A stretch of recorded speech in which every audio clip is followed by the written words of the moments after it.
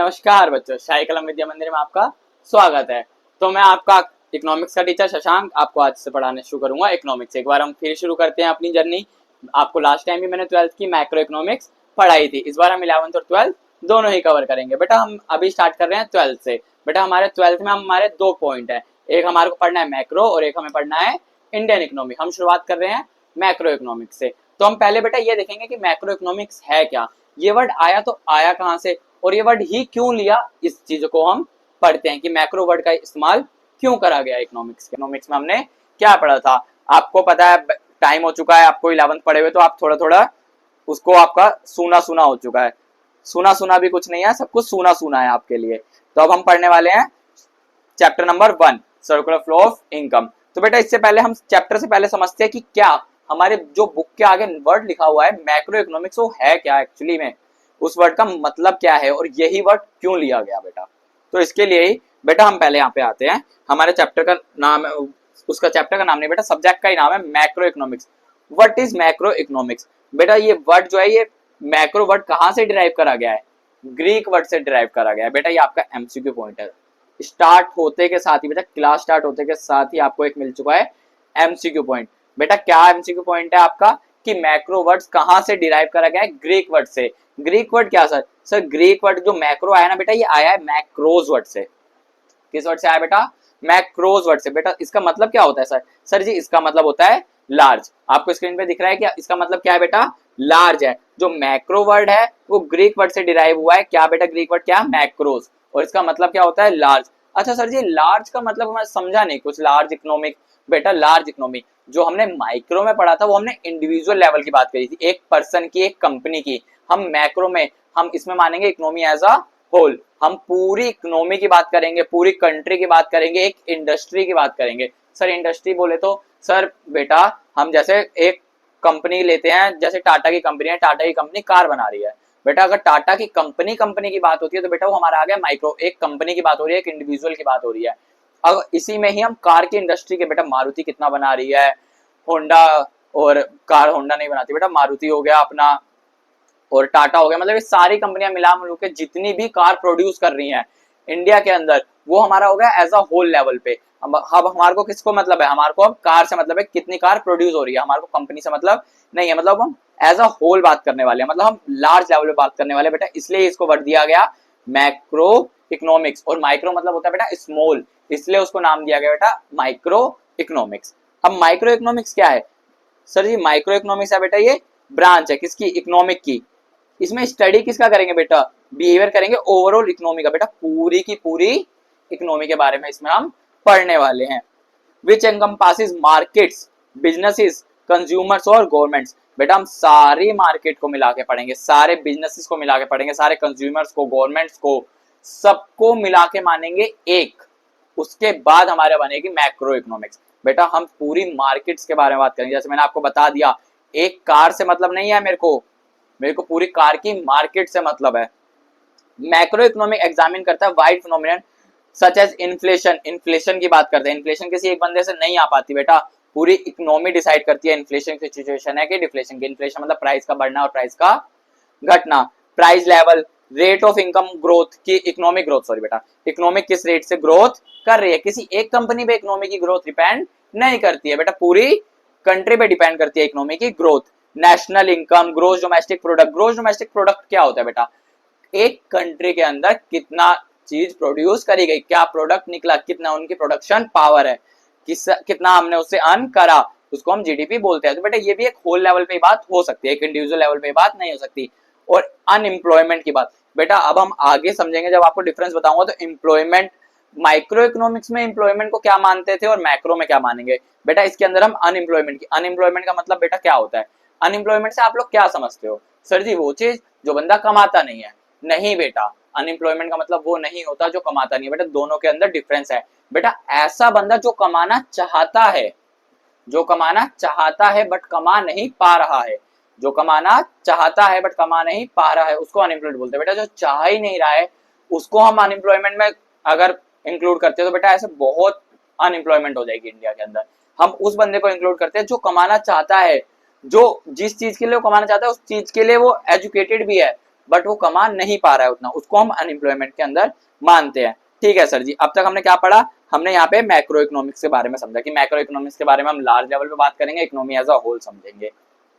ठीक है बेटा, और अब हम आते हैं, हमने पिछले 11th में क्या पढ़ा था और हम 12th में क्या पढ़ने वाले हैं। हमने 11th में पढ़ी थी माइक्रो और हम 12th में पढ़ने वाले हैं मैक्रो इकोनॉमिक्स। सर जी माइक्रो इकोनॉमिक्स क्या होता है, आप सबको पता होना चाहिए माइक्रो इकोनॉमिक्स क्या, अभी मैंने बताया कि माइक्रो इकोनॉमिक्स की बात करता है, इंडिविजुअल लेवल की बात करता है बेटा। तो डेफिनेशन, हर चीज की शुरुआत होती है बेटा डेफिनेशन से कि वो चीज है क्या।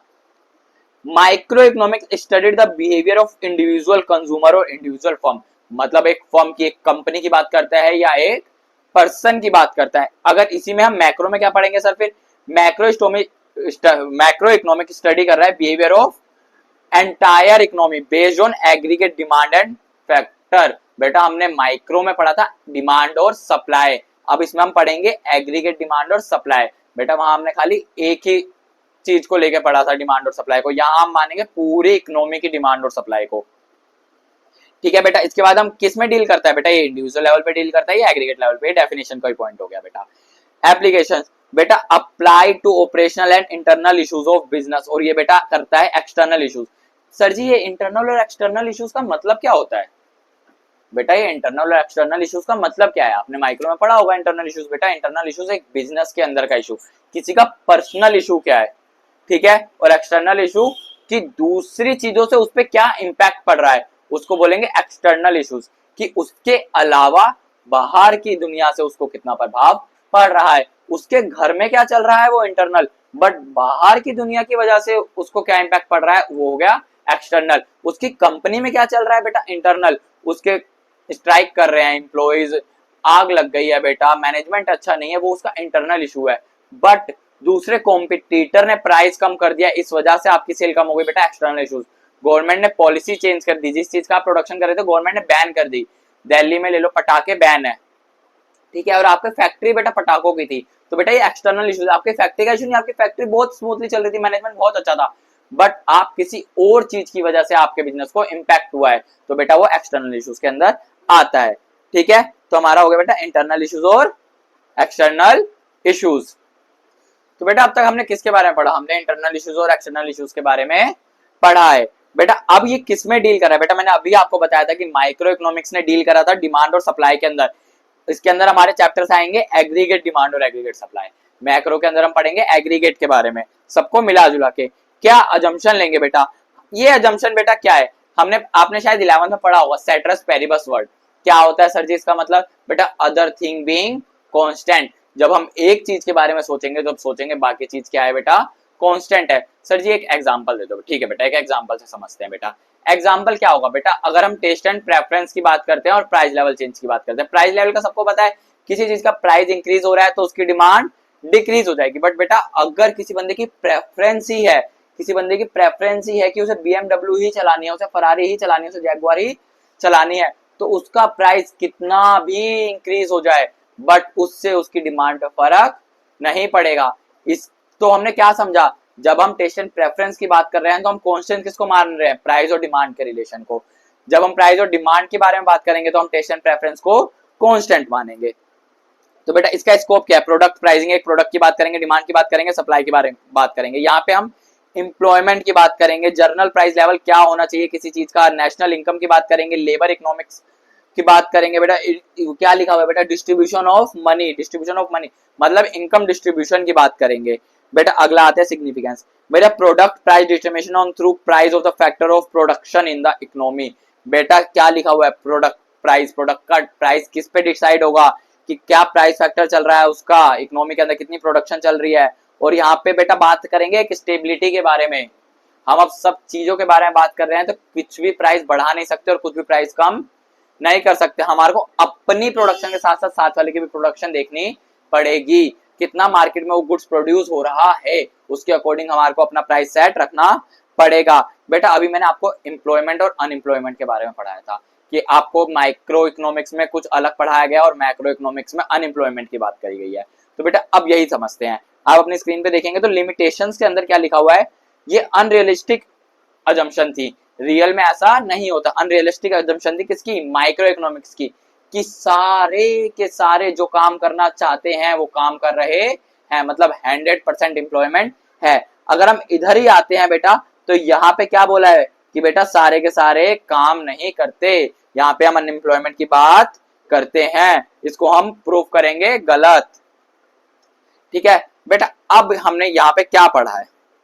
अब तक हमने बेटा इसमें पढ़ा कि सर जी मैक्रो इकोनॉमिक्स क्या होती है, मैक्रो इकोनॉमिक्स वर्ड ही क्यों दिया गया। इसके बाद हमने 11th में क्या पढ़ा और अब हम 12th में क्या पढ़ने वाले हैं, माइक्रो और मैक्रो का, ये चीज के बारे में हमने पढ़ा।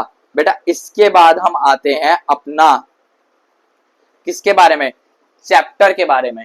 ठीक है बेटा, अभी तक हमने क्या पढ़ा, एक बार थोड़ा सा रिवाइज करते हैं। हमने पढ़ा सर माइक्रो और मैक्रो के बारे में। सर हम पहले मैक्रो के बारे में बात करते हैं। हम मैक्रो को हमने स्टार्ट करा था बेटा, कहां से ड्राइव करती है, ग्रीक वर्ड से ड्राइव करती है। मैक्रो कहां से वर्ड आया, मैक्रोस से, जिसका मतलब होता है लार्ज। और माइक्रो बेटा, माइक्रो मतलब होता है स्मॉल। अच्छा सर, मैक्रो इकोनॉमिक्स में किसकी बात करेंगे, मैक्रो इकोनॉमिक्स में बात करेंगे बेटा हम कि होल लेवल पे बात करेंगे, एक एग्रीगेट लेवल पे बात करेंगे। अच्छा सर जी, हमने माइक्रो में पढ़ा था सर जी डिमांड और सप्लाई, हम मैक्रो में पढ़ेंगे एग्रीगेट डिमांड और एग्रीगेट सप्लाई। हमने मैक्रो में पढ़ा था कि अनएम्प्लॉयमेंट होती है, पढ़ा नहीं था बेटा, पढ़ेंगे। और माइक्रो में क्या पढ़ा हमने कि 100% एम्प्लॉयमेंट रेट होता है। और क्या क्या पढ़ा बेटा हमने, जो हमारा माइक्रो बात करता है इंडिविजुअल की और मैक्रो बात करता है होल लेवल की। ठीक है बेटा, और अदर थिंग बीइंग कांस्टेंट, जिसका वर्ड होता है सेटरस पेरिबस। अब बेटा अब हमारा यहाँ के बाद शुरू होने वाला है बेटा चैप्टर। हाँ जी बेटा, तो अब तक हमने क्या पढ़ा, माइक्रो और मैक्रो का डिफरेंस। अब हमारे यहां से शुरू होगा बेटा चैप्टर। अब हमारे को आगे क्या पढ़ना है, चैप्टर का नाम है बेटा circular flow of income. Chapter का नाम क्या है बेटा, circular flow of income. Sir ji क्या होता है, सर्कुलर मतलब बेटा गोल, फ्लो ऑफ इनकम, इनकम का आना और इनकम का जाना। सर जी गोल, इनकम का आना, इनकम का जाना, बेटा एक डायग्राम बनाऊंगा आगे, उससे आपको सब कुछ क्लियर हो जाएगा। ठीक है बेटा, अब क्या है circular flow of income. Circular flow of income एक मॉडल ऑफ इकोनॉमी है इन विच मेजर एक्सचेंजेस रिप्रेजेंट करता है फ्लो ऑफ मनी का, कि हम कैसे कमाते हैं। ठीक है, और हम किसके थ्रू कमाते हैं और लोग कैसे कमाते हैं हमारे थ्रू, इस चीज के बारे में हम पढ़ेंगे। बेटा फ्लो ऑफ मनी होता है और गुड्स एंड सर्विसेज होता है। बेटा खाली पैसे पैसे का तो फ्लो होगा नहीं कि आप किसी को पैसे दे रहे हो आपको कोई पैसे दे रहा है, आप किसी को पैसे दे रहे हो आपको कोई पैसे दे रहा है। नहीं बेटा, यहां होगा कि आपको किसी बदले में, मनी की डेफिनेशन क्या है पता है बेटा, मनी और बैंकिंग हमारा आगे चैप्टर है। मनी बेटा यूज करी जाती है एक मीडियम ऑफ एक्सचेंज के रूप में, कि आपको कुछ मिलेगा उसके बदले में आप मनी दोगे। ठीक है, तो बेटा यहाँ पे किस किस का फ्लो है, मनी और गुड्स एंड सर्विसेज का। मतलब सर क्या मतलब, समझे नहीं हम। बेटा आपको कोई गुड्स एंड सर्विस देगा, ठीक है, आपके घर में कोई एसी इंस्टॉल करने आया, वो सर्विस दे रहा है आपको, तो आप उसको पैसे दोगे सर्विस के। और बेटा जिससे आपने एसी खरीदा उससे आपने गुड्स खरीदे, तो आप उसको गुड्स का पैसा दोगे। ठीक है, मतलब पैसा भी गया गुड्स भी आया। तो मतलब सर ये है कि आप किसी सर्विस लेते हो तो पैसा दोगे, गुड्स लोगे तो पैसा दोगे। ठीक है सर जी, हम कैसे कमाएंगे वो बेटा आगे बताता हूं कि आप कैसे कमाएंगे। फिर between economic agent, economic agent के बीच में, बेटा इकोनॉमिक एजेंट क्या होते हैं ये भी हमारा आ गया। बेटा हमारी 4 सेक्टर इकोनॉमी होती है, वो हमारा आगे कवर होगा कि कितने सेक्टर की इकोनॉमी होती है और हमारे को उसमें से कितने सेक्टर पढ़ने हैं। बेटा अभी मैं आपको बेसिक बताता हूँ, हमारे को 2 सेक्टर्स पढ़ने हैं, हाउस होल्ड और फर्म, क्योंकि आपको फ्लो समझाने के लिए बहुत जरूरी है। बेटा दिस कैन बी एक्सप्लेन्ड और रियल फ्लो और मनी फ्लो। सर जी रियल फ्लो और मनी फ्लो क्या होता है।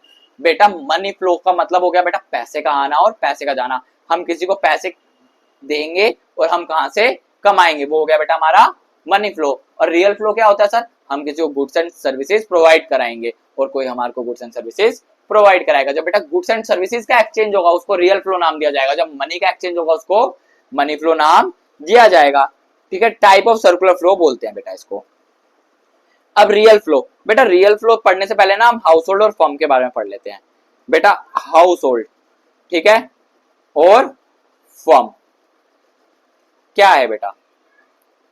हाउस होल्ड बेटा मतलब लोकल चीज, मतलब लोकल एक इंडिविजुअल, एक आप कैसे बोल सकते हैं कि हम इंडिविजुअल लोग जो चीज कंज्यूम कर रहे हैं, तो हम कुछ इंडस्ट्रीज को प्रोवाइड करा रहे हैं, वो इंडस्ट्रीज कवर हो गई बेटा फर्म। सर हम क्या इंडस्ट्री को देते हैं, हम तो कुछ नहीं देते टाटा को, ठीक है, हम तो कुछ नहीं देते रिलायंस को, हम तो कोई कार बनाने में कुछ हेल्प नहीं कर रहे, हम तो हाउस होल्ड है बेटा जो खाली कंज्यूम कर रहे हैं।